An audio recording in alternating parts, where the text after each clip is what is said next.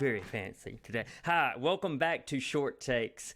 We're produced by the Alabama Take, and we are their version, our version, my version of an online talk show featuring guests of all sorts, from artists to makers to musicians to people in film, beyond, here and there. I'm your host, Blaine Duncan. If you've watched, hopefully you've grown to know me. Hopefully you've grown to enjoy this. Today, I've got a renowned business lady in more than one way, really, and we're going to get into this. It's Tuscaloosa's own. You Birmingham folks have gotten to know her a lot more recently.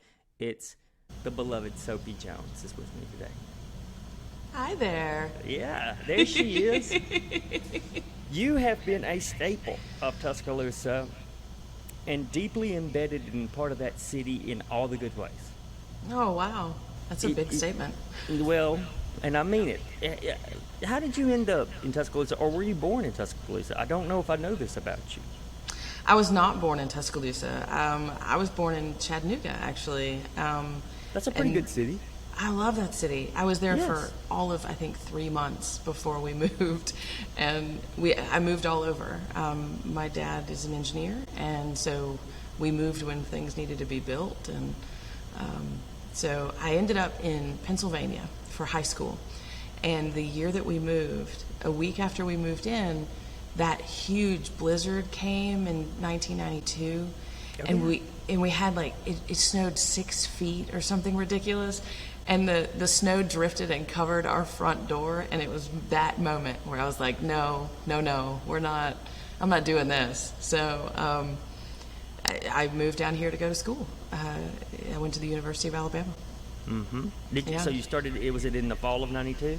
The fall of 96 was when I started at the university. But that was the moment where you said, no, as soon as I can, I'm going. Yes. How about that? See, I didn't know that about you. I bet our listeners, well, there might be a few, I say listeners, viewers who might not know that.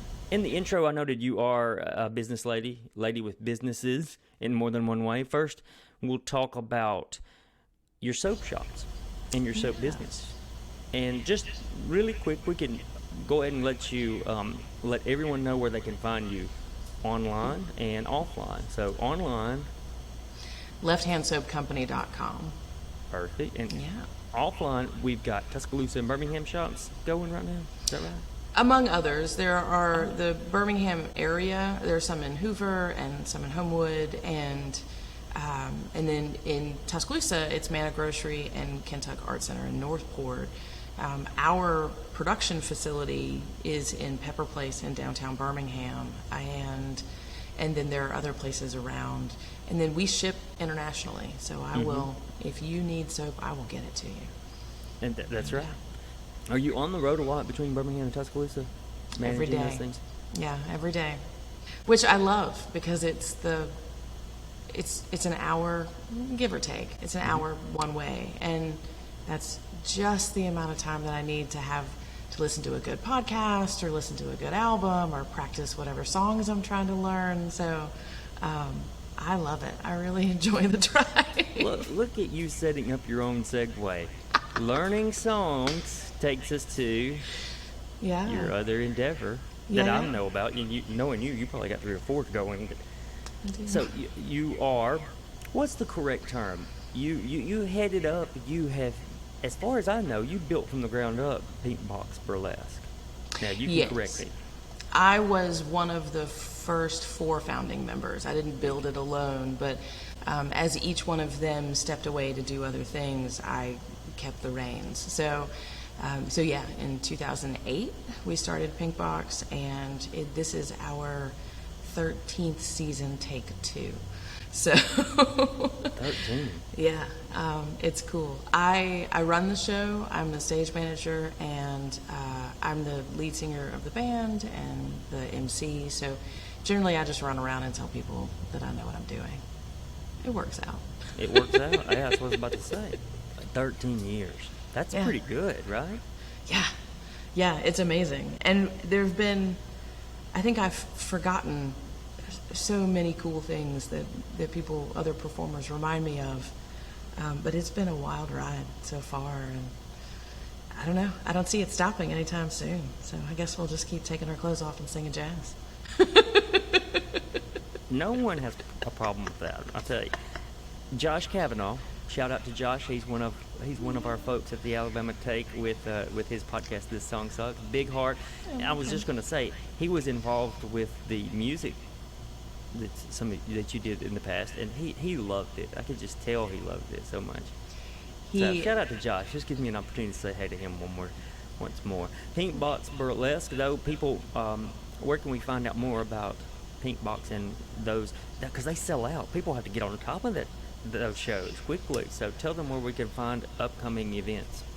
So you can find them on our website, pinkboxburlesque.com, and then we have social media just like the soap company does, and you can catch things there.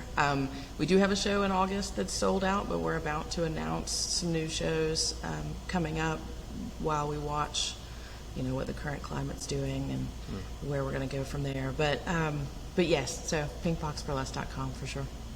So probably everyone's figured this out. We record a few weeks out from our actual show, so keep your eye out, and it may be a possibility that those have already been announced. Be sure to go to pinkboxburlesque.com.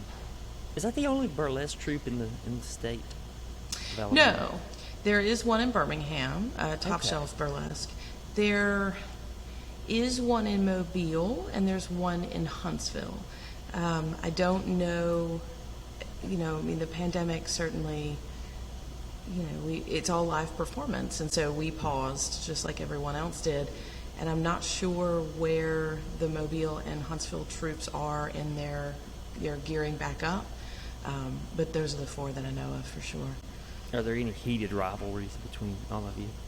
No, I got nothing but love. Get out. I got nothing but love. I don't know how they feel about us, but I think there should be one in every city. Everyone should have the opportunity to see or to join or to experience burlesque. Come do it. Tell our uneducated viewers, of which I am part, exactly what burlesque, what they should expect.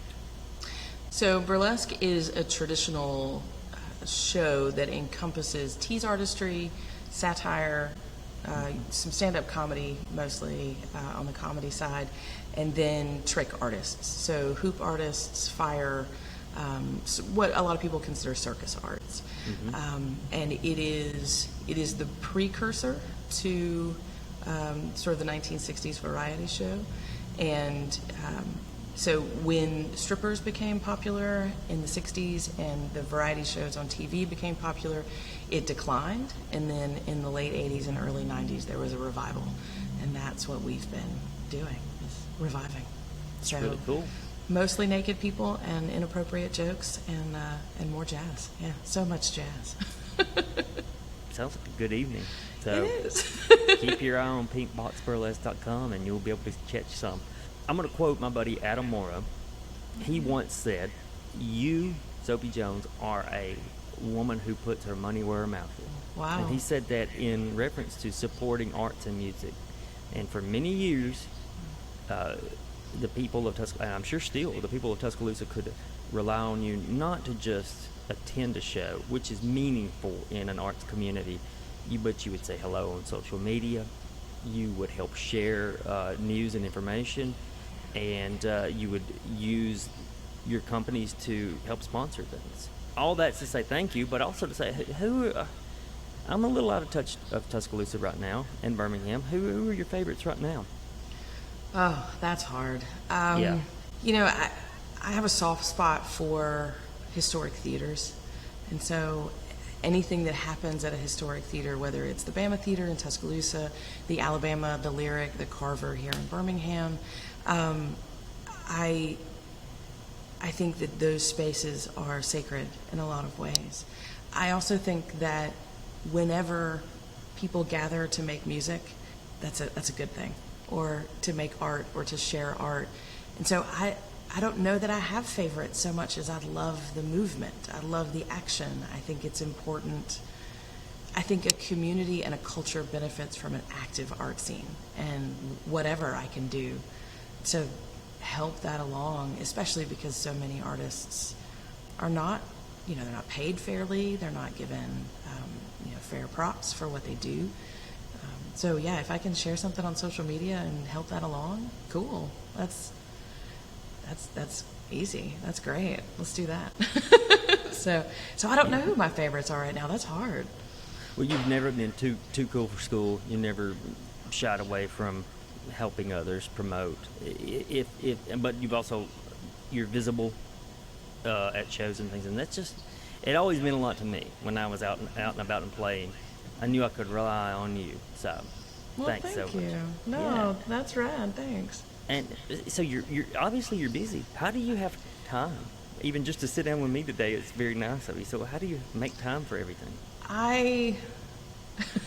Sometimes I don't. That's the secret. Huh? Yeah. It's a constant juggling act. I think, the companies that I run, the things that I do, all jigsaw puzzle into each other very nicely. That's true. But also, I don't do it alone. I have a team of people that, in some cases, crosses company lines, in some cases doesn't, and I am only as good as the people that I'm around. So I try to remember to sleep, and sometimes I will live off corn dogs for 2 days. Okay. But I love that you said remember to sleep. It's time to go sleep. Mine's always remember to eat. Oh, yeah. I'll be at where, I haven't eaten. I do that too. All right. Well, let's do our 4 questions. I'm ready. The heart of the show. Question 1. So I did mention businesses, hobbies, loves. There's overlap there. Let's go into what I was talking about just a little bit more in depth. How do you maintain your energy physically, like in a real way? That's something I'm always been interested in with people, and maybe even more so spiritually and emotionally. I think I'll reiterate, sometimes I don't. It is always a juggling act to make sure that I am paying attention to my physical needs, to my emotional needs.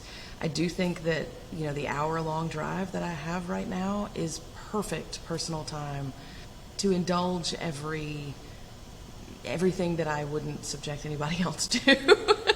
If I'm going to listen to the same song 38 times in a row, I'm going to do it in the car where nobody else has to do that. I think that I try to remember why I do things. Like I said, the arts community, performance, creative endeavors are so important to me, and they are where I find solace. So if I can remember that that's why I'm doing it, if I can prepare myself ahead of time, I can tackle any mountain as long as I know ahead of time it's a mountain. And if I can figure out halfway through that I have to climb higher, I'm going to get the job done. I have to. It's too important not to. So that keeps me motivated, and if the people around me can keep me fed, then I'm pretty all right. Yeah. So you'll check, like if you feel yourself dip, and I'm talking in the abstract, emotionally, spiritually, if you feel yourself dip, you just try to remind yourself, I'm doing this because I love it. I'm doing this because I like the end result. Yeah, that's good. Yeah. That's actually, I'm gonna try that. Well, and it's good to remember that, it's not all the fun parts. It's like a gig, right? Nobody likes carrying their gear in, but for the 2 hours that you're there, in 3-minute intervals, when you get to share that space with your bandmates, and that's, live performance is where it's at. I'll do that all day. So for question 2, you're constantly creating, evolving, I would say. What kind of person inspires you? And is it somebody who's doing this, like similar things, or really even out there stuff? I think genuine creativity inspires me. If people are comfortable enough with themselves, or they can't help but not be what they're going to be themselves. I like avant-garde artists, not because they're avant-garde, but because that is what's real and pure to them, and they are unafraid of exploring it despite the risk of rejection. And that's, if you're going to dive in, do the thing. And so the people that I see that do that, or who, if you're a project manager and you invest in that way, that's inspiring to me. When someone is resonating with what they're doing, it stands out. I go back to, that 3 minutes with your band, and you're all in the same beat, and you've got the rhythm, and everybody knows when the vocals are supposed to come in, and it's that space, right? If the rhythm is good, if everybody's in sync, that's magic. That's really cool. Yeah. For question 3, what's a piece of advice you could give to the arts community, maybe not even in Tuscaloosa, or if you want to apply it there, you can, or that could be used in any genre? Try again. Oh, always. I like that. Try again. Wherever you are now, you're not going to be there tomorrow. And I have a son who's going to be 21 this month, and I remember him. I know, right? I remember him. That's just mind-boggling. I remember him being very small, and he would get frustrated because he didn't already know how to do something. And I'd say, when were you supposed to learn that? You can't draw until you learn to color. You can't, make a mess, and then try again, and then do it again. That's good. Just if you mess up, try again. If it doesn't work, try again. If it's something you want to do, just do it a few more times. Yeah, fall backwards into it and see what happens.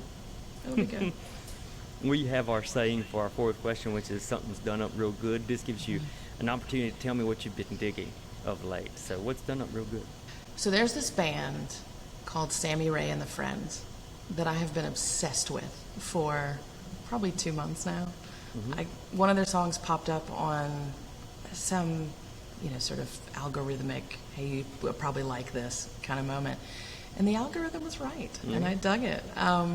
And they are, I think, a really good representation of all the things that I think are magical, right? Their writing is really creative, their storylines are pretty unique, and the vocals are amazing. They're an aptly named band, right? They all feel like friends. They feel like they know each other. And that connection is really real. And so, yeah, they're super fun to listen to. And I use their tunes as like vocal boot camp because the tunes are so challenging vocally. But they just feel good. And I think we could all do something that feels good right now, Yeah, boy, yeah, you got it. You've got your philosophies are so, they're just good. They come from a place of goodness. You got a big heart. You're kind of joining us today. You've got so much going on. So we're going to let Miss Soapy get back to what she does out there, and lefthandsoapcompany.com, pinkboxburlesque.com. We'll put those links down in the show notes if you're interested in checking out more, or if you are wanting to know where to find Soapy and the guys and gals for Pink Box. You can maybe get some tickets coming soon. Yeah, be a good idea. That is it for this week, people. Thank you for joining us on Short Takes. For our viewers, I'll be back with you next week. Soapy was very kind, and we'll see everyone later. Thank you.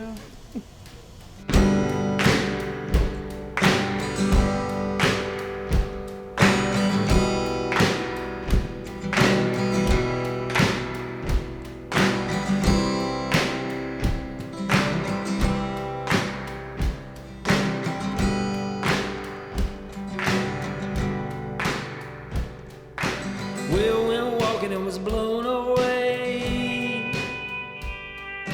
Found his finger by my mama's grave.